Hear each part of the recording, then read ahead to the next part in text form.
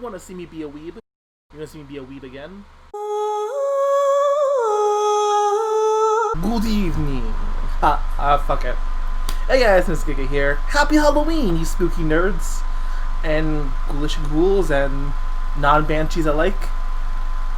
Once again, I'm given flesh, as you can see here, to give you a new spooky review. So I figured with this season, I'd give you something dear to my heart. Resident Evil. While we're not dealing with a dumpster fire like the live-action ones, Albert Wesker, you're fired.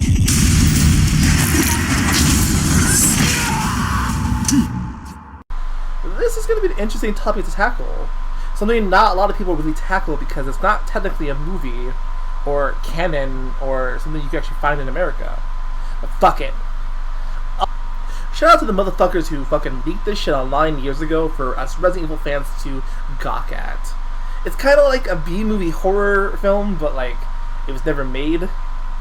But you know, am I biased? What? I like Resident Evil a lot.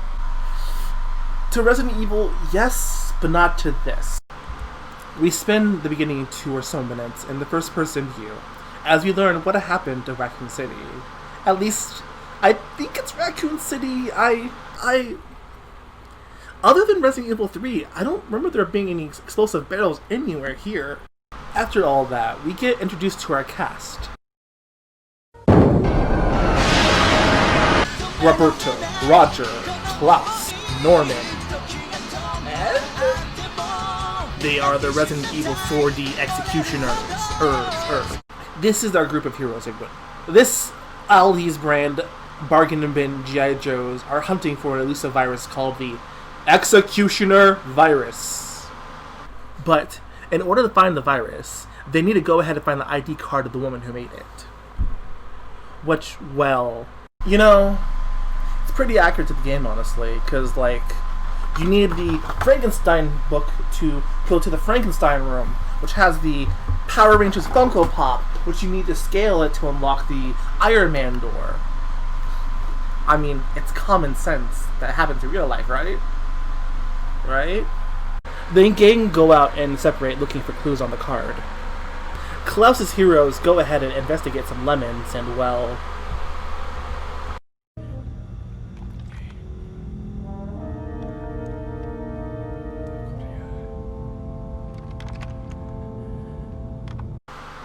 hey, you're not Lena. You can tell this was a 4D arcade game with all the nonsense that's thrown at the screen. Kinda like Friday the 13th 3D. You see shit coming at you. On 2D, it's normal. But on 4D and 3D, well, it looks like Michael Jackson's coming right at me! Ladies and gentlemen, one of Umbrella's finest soldiers bumbles his way to death. And Ed, I believe, is impaled and thrown aside, a clear homage to how Birkin killed those hunks in RE2.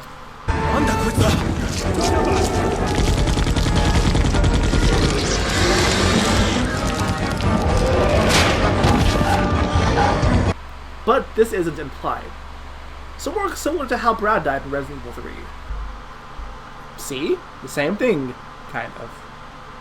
And it pans over to who I believe actually is the real Ed, who shoots up with a fucking grenade launcher, which we know. It's really powerful, especially against living things. And no one's gonna clean up the mess at all. No firebomb, no death from above, no cleaning up the mess at all, no containment, no burning the evidence, nothing, really? Not even a janitor? These fucks are gonna die, and it's all their fault. Did we not learn anything from Raccoon City? I know we didn't. What am I doing? Unfortunately, however, that doesn't last long, as we get a very gross look into how the virus spreads in the nervous system. And we get to also see how it mutates and spreads, which is interesting. Still fucking gross, though. We get a very humble moment as Klaus vents his frustration to Roger about the fact the virus is different from the other ones. However, Roger brushes him off to vent his frustration as well, which Klaus gives a pretty interesting response and is really un-Umbrella-like. 本社の偉いさんだか知らんが、口の利き方に気をつけろ。こっちは部下を殺されて気が立ってるんだな。You know, Klaus has a point though. Like most Resident Evil viruses, it's based off something movie-wise. This is no different, honestly. I'm not spoiling it for you right now. I'll save it for the end, but you'll see. It's interesting. It then cuts to the mutant roach hanging out with a rat. It's very gross because, however, it cuts to Ed clearing out the area as the boys head out to leave. As they leave, it pans over to the bird to see that Estrada survived. These guys suck. Now, this sadly will be their undoing, as the rat, now fused with the roach, absorbs the dying crow, becoming one with it. This is proof that Resident Evil hates birds for no reason. And it's later, so you know how in Resident Evil 1 it's loosely based off of Evil Dead and Sweet Home? This 4D feature is loosely based off of The Thing. At least it's common theory that it is. The Executioner virus, what it does is it mutates its host when it absorbs it. Then it demands it feed and absorb other victims. It's worse Cell from Dragon Ball, if that makes sense. Here.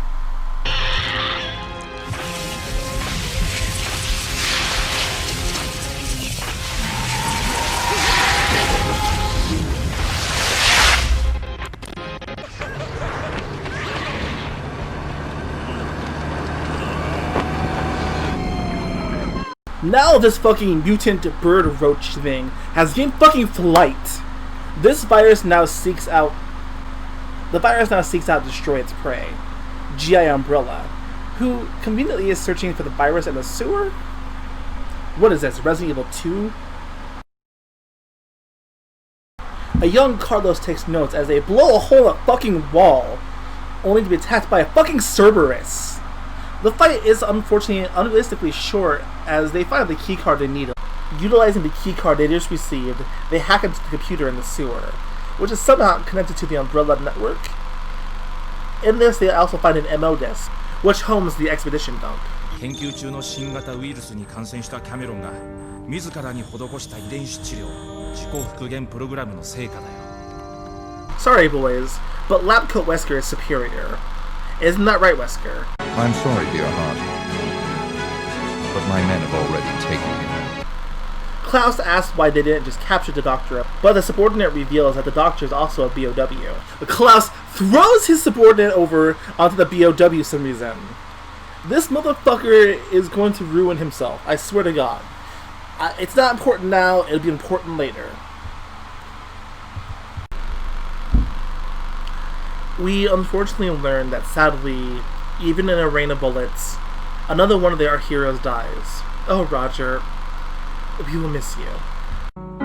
In the arms of the angel, fly away from here.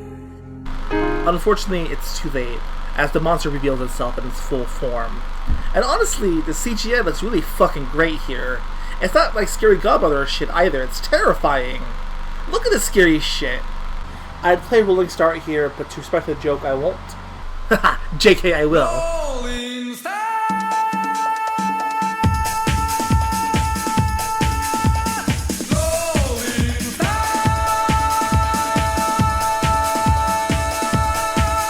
The only survivor now, Klaus is alone, fighting off zombies as he can, but it's not enough. When suddenly, the Executioner chases after Klaus, and all hope seems to be lost. When suddenly a car hits him, and it's fucking Roger, who didn't die and he saves the fucking day. And a living tribute to Ed, our hero Klaus shoots the shit out of the Executioner virus, and our heroes drive off into the sunset together. Bruised, battered, but not defeated. And a living tribute to Ed. Well, it's been later, and time for a surprise ending.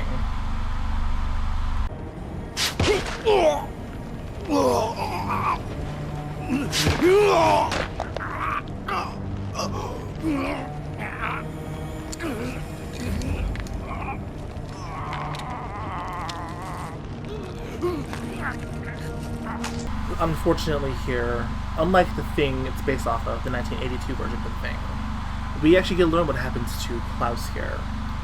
And well, when we learned that Roger survived, it actually wasn't Roger.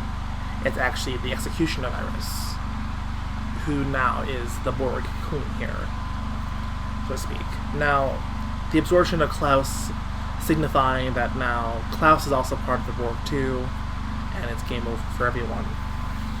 And, well, holy shit, that's so fucking hardcore, man. It has fucking glorious orchard violence, which is fucking great.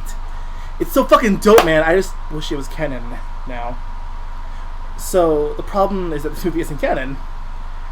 But there's a lot that happens in it, and a lot, I feel like, inspires other Capcom monsters, like the Regenerator and all that. Hell, it had a lot of Tyrant types as well. It has Tyrant's nails, Birkin's intro and movement types. Hell, even has like stuff in Remake that probably inspired for Remake, honestly. It's just so fucking cool, okay? Hell, they even probably inspired some of the zombie gorilla like shit.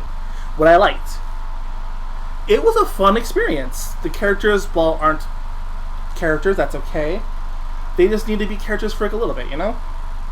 Klaus gets a lot of fucking development, which I think is really cool. Him being basically G.I. Joe, you know?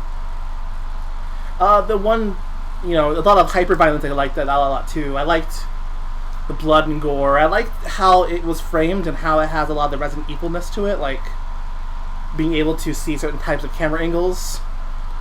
What I didn't like is that we don't get a lot about the other characters. We don't get a lot of Roger or Ed. We don't get a lot of them. We don't get time to shine. Other than like Norman's grenade launcher, you don't get a lot of type out of that, you know? Thanks for hanging out with me, guys. Next Giga. I'll see you guys later. Have a good day. Peace.